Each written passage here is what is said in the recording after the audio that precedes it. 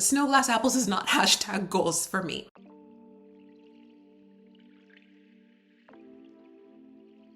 One of the things that I wanted to talk about on this channel, in addition to being a creative, making things, is some of the art and media that I have consumed. Part of living a creative life is taking in art and thinking about what you love about it and thinking about what you want to bring into your work. I think all of those things feed into your understanding and your creative life. So this is still part of my niche, right? I was initially gonna do a roundup of all the books I'd read this year or something like that, but incredibly transparently, I just saw Cindy of With Cindy do a ranking the love interests in the books that she'd read. I also remember Carrie Can Read doing one of these with past book boyfriends that I thought was so fun. I also just love rom-coms. I'm currently in the process of producing a romantic comedy pilot, so I was like, let me superimpose rom-com vibes over the thing that I actually wanted to talk about, which is the books I read last year. There are a couple of like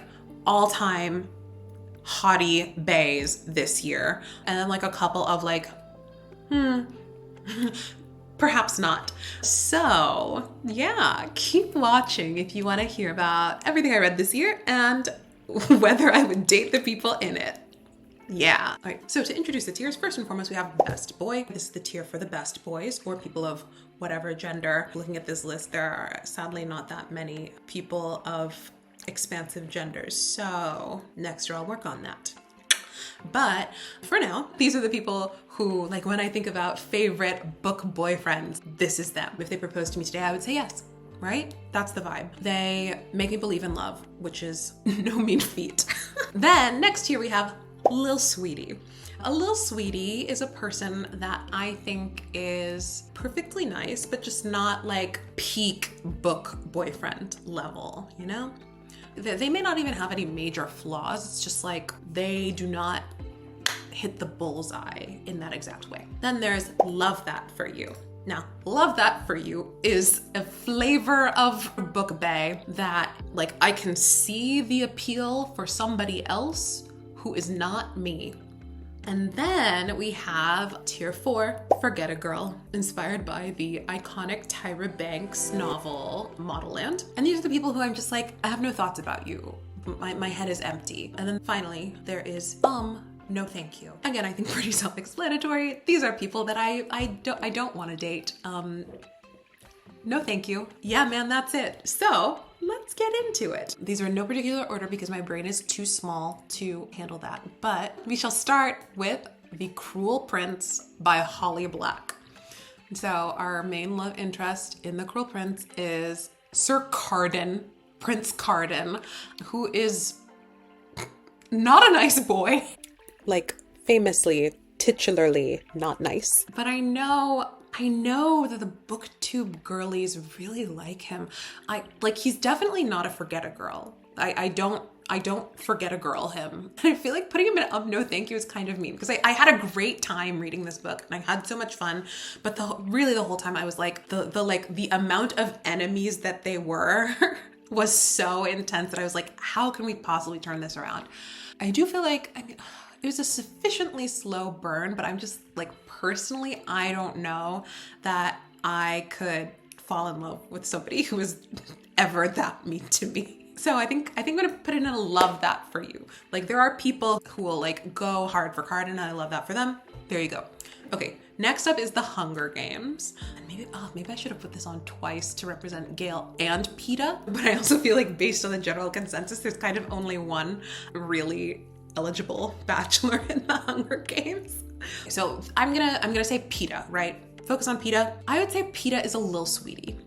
I think he is more than a Love That For You. I definitely see the appeal of Peeta as like a devoted simp. We appreciate that energy. But I don't know. As I was reading the books, I wasn't super invested in the romance anyway, but Peeta seems like a very nice boy, and I understand why people dig him. So, Lil Sweetie. Yeah. Then I read Pride by Ibi Zoboi, which is a modern day retelling of Pride and Prejudice set in Bushwick, which is actually where I live, with a focus on gentrification. Like the Darcy family is moving into the neighborhood from Manhattan into an expensive house. So it's like themes of gentrification. But I think I'll give it a, is Love That For You or Little Sweetie? Honestly, I mean, I am a Darcy I love Darcy. I love Pride and Prejudice retellings, but I found this one to be just a little too prickly. But you know what? No, I'm gonna give him a Little Sweetie. He's a child. He'll learn. He'll grow. He'll become an even better future partner, I am sure. So, a Little Sweetie. Then I read Bet on It, and honestly, I don't totally remember this one. It didn't have a huge impact on me, but as I'm reflecting on it now, I remember that the love interest in it was moving in to help his grandmother, which is a very Little Sweetie thing to do. I recall that it was pretty emotional, like it was a rom-com, but leaning emotional. So I recall him being a sweetie. So yeah, I'm gonna put him, that's a Little Sweetie. That's a Little Sweetie for sure. Next one I wanna rank, Wild Things. This was a fun one. I listened to the audiobook and I got to hear the delightful British accent for a couple of hours, which was really cute. So Wild Things, I might have to put into Love That For You. This was a sapphic one, which was really fun, but the main character was like pining after this romantic interest. She was pining for her forever and ever and ever. And that was just like hurtful to me. I have pined too much in my real life, so whenever I experience it in books, it always kind of bums me out. I think that's also kind of why I'm not 100% obsessed with Sally Rooney. So I'm gonna say Love That For You. I thought this was a really cute book, and it makes me want to move out of New York and get a little house in the country and hang out with my friends and grow chickens or whatever. Like that sounds really cute and fun. But just the love interest, she stressed me out. And that's not what I'm looking for. So next up is Sorcery of Thorns, which I read on a booktube recommendation. I want to say, was it the book Leo who really loved it, or Clockwork Reader? I don't know, somebody really loved this one. So I read it and I had like pleasant enough time. I would say some of the other fantasy ones on here are a little more delightful to me, but the love oh no, he might be a little bit of a forget-a-girl just for me. I just felt like, well, I remember things about the character that I was like, oh, that's kind of fun and interesting, but nothing that really like made my life exciting. He was a wizard, he had some cool powers, but I don't know. I listened to the audiobook of that one, so maybe if I'd read it and maybe like immersed into it more deeply, I would have stronger feelings about it. But sadly, I think, what's his name? Nathaniel might be a little bit of a forget-a-girl. Sorry. Next up, we have Hellbent by Leigh Bardugo. And this is maybe a hot take, but like maybe not. Best boy. Let's talk about Darlington, okay? Darlington is best boy. Poor little rich boy, meaningful to me personally. That's a good flavor. I also just really enjoy this series. Like I have a grand old time reading it. I am eagerly awaiting the next books and the TV show. Also, sidebar, I know that the TV show has been optioned and it's like in development. I would love to play Dawes in a TV show. I actually went to Yale, so I know a thing or two. I don't think I'm cool enough to play Alex in any way, but I think I could play a nervous graduate student. Let me get my glasses so I can show you. Okay. Like, do you get it? Do you get it? Do you see the vision? Do you see the vision? Do you understand? Like, I'm making a potion. I'm feeling worried. I'm like, no spoilers, obviously, but I really recommend these books. I think they're really fun. And yeah, casting directors for Ninth House, call me. I am available. I distinctly remember in Carrie Can Read's book boyfriend ranking, she was like, Darlington needs an exorcism. And that's true. But you know what? He's nice and hot. Although I do have to go on record of saying that Darlington is not really a representative #Yale man I am bummed to report. Okay, I also read The Intimacy Experiment in the same series as Rosie Danan's The Roommate, which I really, really enjoyed. I think this is another like solid little sweetie. I recall Ethan was a rabbi and he was a nice man. I think it's just another one where he is a solid option, but he's not like, wow, alarms going off, life-changing book boyfriend, if that makes sense. But I still recommend if you want to read about two nice people. Then we have Emily Henry, People We Meet on Vacation. This is Poppy and Alex. I follow somebody on Twitter who's like Poppy Alex enthusiast in their bio, which is so funny. Where do I want to put this one? He's maybe like in between Sweetie and Best Boy, but I would say straight-laced, organized boy is a very fun energy. Simping for years is also a very fun energy. I'm not mad at a slow burn. So I'm looking down at Wild Things and I'm like, why didn't I appreciate that pining? And it was because the POV character was pining and I don't want to do that. I already do that. The love interest pining for the POV character. That's the energy that I want to see. And Alex brought that energy. He's also like a teacher, which is nice. I also teach. So yeah, we support Poppy Alex and we support Alex with me. So slay. Okay, next up we have Love Theoretically by Ali Hazelwood, my first Ali Hazelwood book, which was quite a ride. I would say, like, mini review, the pacing of this one was really strange. I felt like, again, a very slow burn. I was listening to the audiobooks, this is how I know, but like, they didn't go on a date until like 60% of the way through the book, which was kind of wild to me. That said, I am gonna make him a best boy. And the reason is, there was a little bit of enemies to lovers, but I think he did a good job of making amends. And it was also just, you understood that he was a decent person and you understood like why he was suspicious of the main character. It's like there's a fake dating plot, whatever. Another reason I'm putting him in best boy category is that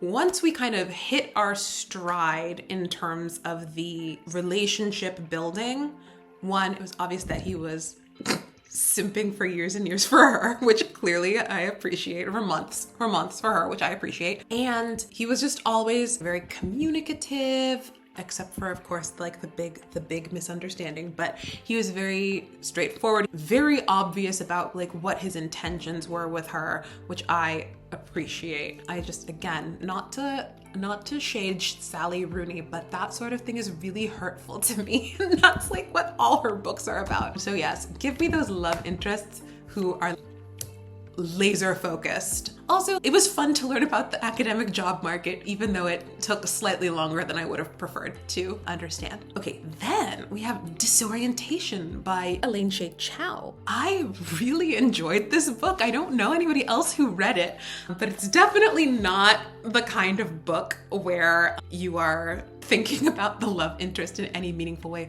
The main character in this book is engaged, and I think this is my first no thank you of the series. No spoilers, but definitely recommend this book. If you've read it, let me know because I want to talk about it. It's about this Taiwanese American woman who is an East Asian Studies grad student, and she's engaged to a white guy who is kind of a flop and generally a boring person. So no thank you. Sorry to this man. Then another book that I read this year is Neil Gaiman's Smoke and Mirrors. My dad recommended it. I love Neil Gaiman. I've not read anything I disliked by Neil Gaiman, but these short stories were very unsettling. And I don't really think, that any of the people in them would be very good partners. Maybe Galahad from like the very beginning, but I cannot think of a single other person in one of the stories where I'd be like, yeah, I want to hang out with you. I want to join our lives together. Again, let me know if you've read that short story collection. Let me know if I'm overlooking anything, or if you're like, what are you talking about? Snow Glass Apples is #goals. Snow Glass Apples is not #goals for me. Okay, next up is one of my favorites of the year for sure. And it's Tomorrow and Tomorrow and Tomorrow. I'm putting it on twice because there are two main dudes in it. And one of the main dudes is Best Boy. As a nerdy theater girl, Mark's and Marx's whole arc in the story is so meaningful to me. And the whole time I was just like, Marx, you deserve everything. I just want you to be happy. What a fantastic character. I fell in love with that character, and I think that he is absolutely a best boy. I guess he is kind of Darlington flavored. I see the theme, and it's like the theme is academia. But yeah, Marx, no spoilers, Marx is everything to me. Read the book. Okay.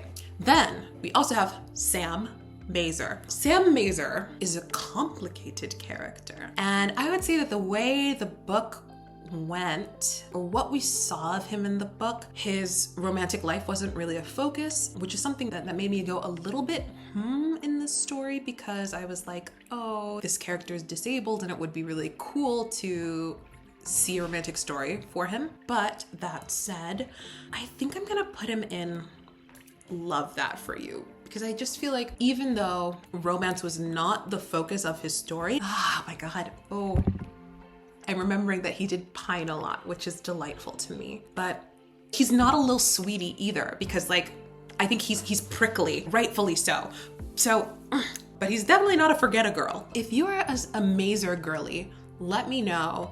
I want to understand, but I just feel like I know some people like him. And again, the struggle to communicate is really, really painful to me. I love the character and I think he's fascinating. Please read this book. I don't know that I can date Sam Mazer, sadly. Love That For You. That's him. That's where he lives. Okay. All right. Now we got The Stolen Heir, which is the other Holly Black. I absolutely devoured Cruel Prince, and then I got my little Audible trial so I could listen to Stolen Heir, because I was like, I need to know what happens next. And for Stolen Heir, we're talking about Oak, the younger brother of the main character in The Cruel Prince. It's so difficult to kind of talk it through without spoilers, but the character is intended to be very charming. Maybe I should have made like a bonus tier where it's room to grow, because I think Oak and maybe Sam Mazer could both live in this room to grow tier where you have potential